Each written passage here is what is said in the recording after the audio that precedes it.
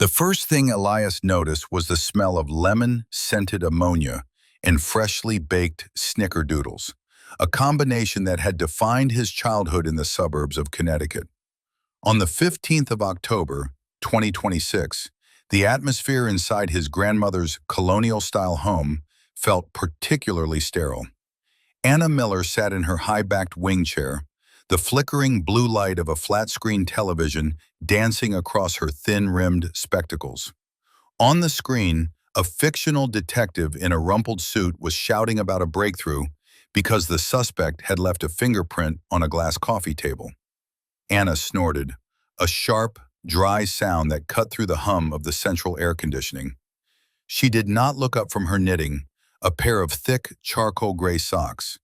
She muttered that such amateurism was why the national clearance rate for homicides was so embarrassingly low. They focus on the skin oils, Elias, but they forget the electrostatic charge of the fabric, she whispered, her voice like dry autumn leaves skittering across a driveway. If you truly want to be a ghost, you do not just wipe the surface, you neutralize the ions. Elias sat on the edge of the velvet sofa, sipping a glass of iced tea that tasted faintly of metallic minerals. He was a freelance contributor for a true crime digital magazine, and his grandmother's morbid fascinations had always been his favorite dinner party anecdote. He viewed her as a retired librarian with a dark sense of humor, a woman whose husband had disappeared during a fishing trip in the late 1980s, a tragedy she had always described as a simple case of a man lost to the sea. Today, however, the domestic scenery felt staged. The mahogany table was cluttered not with lace doilies, but with small, unlabeled spray bottles and a heavy, industrial-grade meat grinder she had clamped to the kitchen island. "Elias, my boy," she said, her knitting needles clicking in a rhythmic, hypnotic tempo. "People think taking a life is a grand, operatic gesture. It is not. It is a chore, much like removing a red wine stain from a white shag carpet. If you panic, you set the stain. If you use the wrong pH balancer, you leave a permanent map of your failure." She gestured toward the television, where the detective was now triumphantly bagging a discarded cigarette butt. "Look at that moron," she tutted. "He is looking for saliva. If he were smart, he would be looking for the specific brand of dental wax the killer used to keep their molars from clicking during a stakeout. Professionalism is about the things you leave behind that look like they have always been there." She set her knitting down and reached for a heavy, leather-bound planner. This was the housekeeping ledger, a book Elias had seen her updating since he was 5 years old. He had always assumed it contained coupons for the local grocery store and recipes for apple pie. "Lesson number 1 for your little blog," she said, sliding the book toward him across the polished wood. "Silence is not just the absence of sound. It is the management of weight distribution. Look at this floor." She stood up. At 82, she should have moved with the fragility of a porcelain doll, but she glided. She stepped onto the old, warped floorboards of the hallway, the ones that usually groaned under the weight of a house cat, and crossed the room in total silence. "The secret is the outer edge of the sneaker, Elias," she explained, her eyes sparkling with a terrifying, youthful intelligence. "And the timing of the breath. You step only on the exhale when your own body is most relaxed. The house is a living organism, Elias. You must breathe in sync with its ventilation system. If you move against the rhythm of the furnace, the house will betray you." Elias laughed, though his collar felt suddenly tight against his neck. He asked if she was planning on starting a school for ninjas. She replied flatly that she was training a curator of reality. She said the world was becoming cluttered with loud, messy people, and a clean home required a very specific kind of maintenance. The conversation drifted to the local headlines. The state was currently obsessed with the vanishing of 3 high-profile developers who had been planning to demolish a historic park. There were no bodies, no struggle, just 3 empty Teslas left in 3 separate parking garages. Anna Miller poured more tea, staring into the dark amber liquid. "Those men were nothing but noise," she said softly. "Men who think their bank accounts make them too heavy to be moved. But everyone fits into a heavy-duty contractor bag if you know how to disassemble the joints." Elias felt a chill that had nothing to do with the air conditioning. He opened the ledger she had pushed toward him. The handwriting was elegant and precise. September 12th, dissolving organic matter in residential plumbing. Never use commercial drain cleaners. They leave chemical signatures. A mixture of concentrated white vinegar, baking soda, and a specific enzyme found in pineapple juice will mask the scent of decomposition from cadavers for at least 48 hours. It was written like a DIY home improvement guide, but the projects described were horrific. He noticed notes on the density of human bone and how it reacted to different brands of wood chippers available for rent at the local hardware store. "Is this a script you are writing, Grandma?" Elias asked, his heart hammering. She leaned in, the scent of lemon ammonia suddenly overwhelming. "It is a legacy, Elias. Your grandfather was a very loud man. He creaked. He stained. He was a difficult man to keep tidy. I had to learn how to be a professional because of him.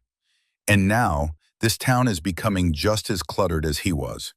She stood up and headed toward the kitchen. "I am roasting a chicken for dinner. Why do not you go down to the basement and bring up the large pressure cooker? The one behind the backup generator." Elias hesitated. The basement had been off limits for a decade, secured with a digital keypad he had never seen her use. "It is unlocked, honey," she called out, her voice regaining its sweet, maternal lilt. "I opened it this morning. We need to start prepping for the winter." Elias walked toward the basement door, his hand trembling on the knob. He told himself he was being paranoid. This was Anna Miller. She bought him comic books. She took him to the movies. But as the door swung open, revealing a flight of stairs that descended into a cold, clinical white light, he remembered her advice. The house is a living thing. He took a breath, stepped onto the first stair, and felt the house remain silent. He descended into the basement, which was immaculate. It did not look like a storage space. It looked like a high-end laboratory. The walls were lined with heavy-duty plastic sheeting, and in the center stood a large chest freezer, humming a low, steady tone. Beside the freezer was a workbench with a row of jars. Inside were not preserves, but hundreds of gold wedding bands, sorted by year. The stairs behind him did not creak. There was only a subtle shift in the air pressure. "Elias, dear," her voice drifted down, sounding dangerously close. "You forgot to step on the exhale." He spun around, but the basement was a maze of bright, sterile corners. He realized then that she had been showing him the gaps in his own perception, proving how easy it would be to erase a man who did not know how to listen. "I found the cooker, Grandma," he stammered. "Good," she said, her silhouette appearing at the top of the stairs, framed by the kitchen light. "Because the neighborhood is still so very messy, Elias, and I think you are finally ready to help me with the spring cleaning." The basement was colder than the upstairs rooms, but it was not the damp chill of a cellar. It was the calculated, dry cold of a climate-controlled vault. Elias stood frozen by the freezer, his eyes darting from the jars of wedding bands to the heavy-duty plastic curtains that divided the room into neat, clinical stations. His grandmother remained at the top of the stairs, a shadow against the warm yellow glow of the kitchen. She began to descend, and even though he was watching her, he could not hear her feet touch the wood. She moved like a predator that had spent 50 years perfecting the art of the silent approach. "Do not look so pale, Elias," she said, her voice echoing slightly against the white-tiled walls. "You've been writing about monsters for years. I thought you'd appreciate seeing a master at work." She reached the bottom and walked past him to the workbench. She picked up one of the jars, swirling the gold rings like they were pennies in a tip jar. "Your grandfather was the first. He had a habit of coming home late with the scent of other women on his collar and the bruises of his temper on my arms. He thought he was the master of the house. He did not realize that the person who cleans the floors knows every secret hidden beneath them. She set the jar down with a soft click. He went into the Atlantic, or so the police report says. But in reality, he is the reason our garden has the best peonies in the county. She turned to Elias, her expression softening into something far more terrifying than anger, genuine pride. Since then, I've been a civic-minded woman. I see a problem, a man who makes too much noise, a man who leaves stains on the lives of others, and I apply the proper solvent. Those developers you're so worried about, they are not missing. They are currently being processed. Elias felt his stomach churn. He looked at the industrial meat grinder and the vacuum-sealed bags. "You're insane," he whispered, backing away toward the stairs. But Anna was faster. She did not grab him. She simply stepped into his path, holding a small, pressurized spray can she had pulled from her apron pocket. "This is a custom blend," she remarked, looking at the canister. "High concentration sevoflurane mixed with a hint of peppermint. It's much more pleasant than the stuff they use in hospitals.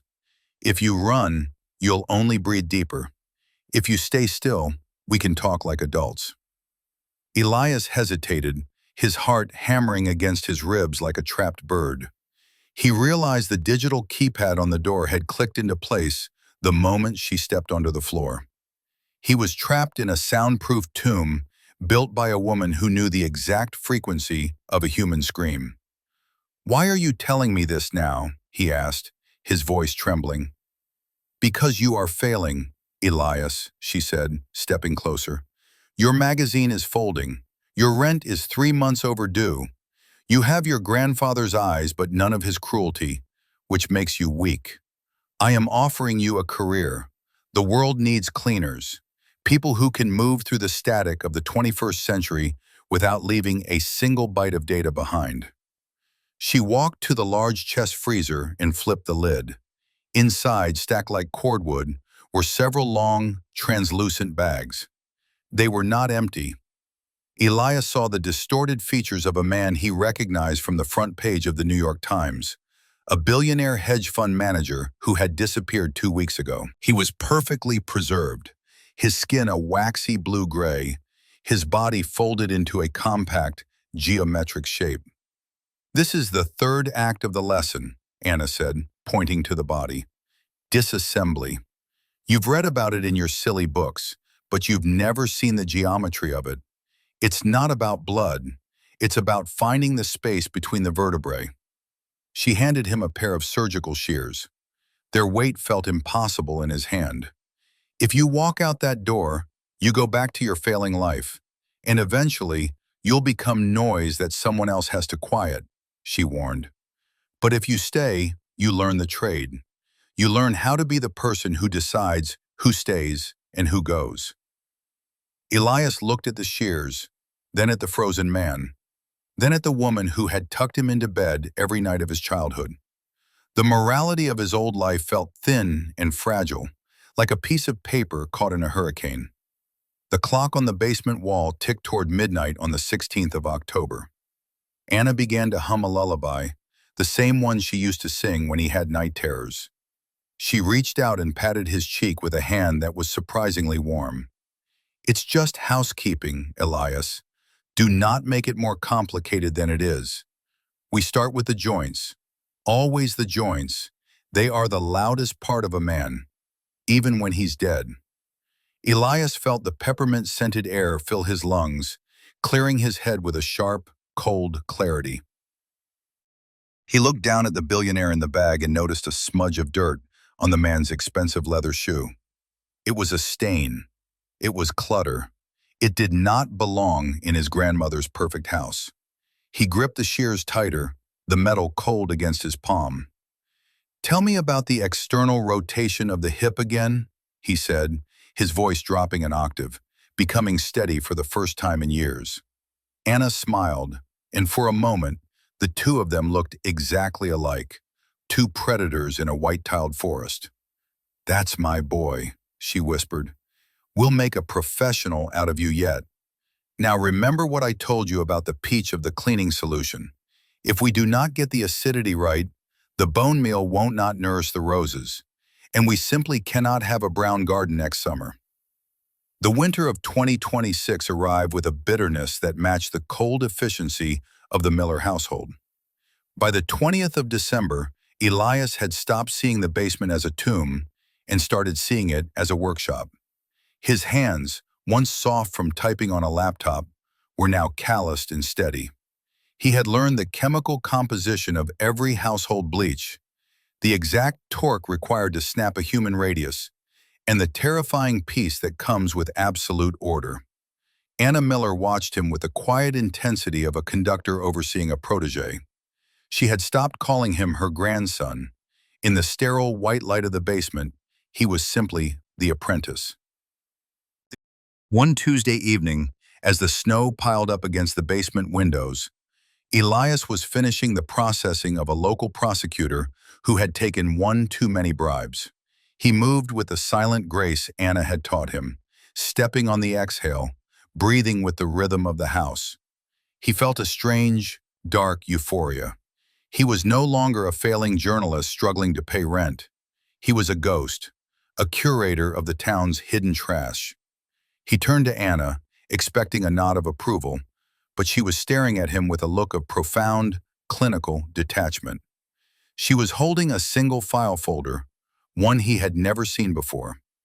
"You have done well, Elias," she said, her voice devoid of its usual maternal warmth. "You have mastered the mechanics. You know how to remove the stain, but you have not yet learned the most important lesson of all. A true professional has no attachments. A true professional understands that sometimes the clutter is inside the family." She slid the folder across the workbench. Elias opened it and felt his heart stop. Inside were surveillance photos of himself. Photos of him at the grocery store, at his apartment, and, most chillingly, photos of him talking to a detective in a coffee shop 3 years ago, long before he had entered the basement. Anna stepped back, her hand disappearing into the pocket of her cardigan. "You think I chose you because I was lonely, Elias? No. I chose you because you were a risk. You were asking questions about your grandfather back in 2023. You were digging in the one place you should have left alone. I brought you here to see if you could be converted, or if you were just more noise that needed to be silenced." She pulled out a small, sleek pistol, fitted with a custom silencer that looked like a piece of high-end plumbing. "The detective you spoke to died in a hit-and-run last month. Now, there is only one person left who knows the history of this house." Elias looked at the gun, then at the grandmother who had taught him how to walk without sound. The betrayal was so absolute it felt like a physical weight, but as he looked at her, he realized he was not afraid. He had been a diligent student. He knew the house better than she did now. He knew that the third floorboard from the stairs was loose, not because of age, but because he had loosened it himself a week ago. He knew that the ventilation system in the basement had a slight lag in the southeast corner.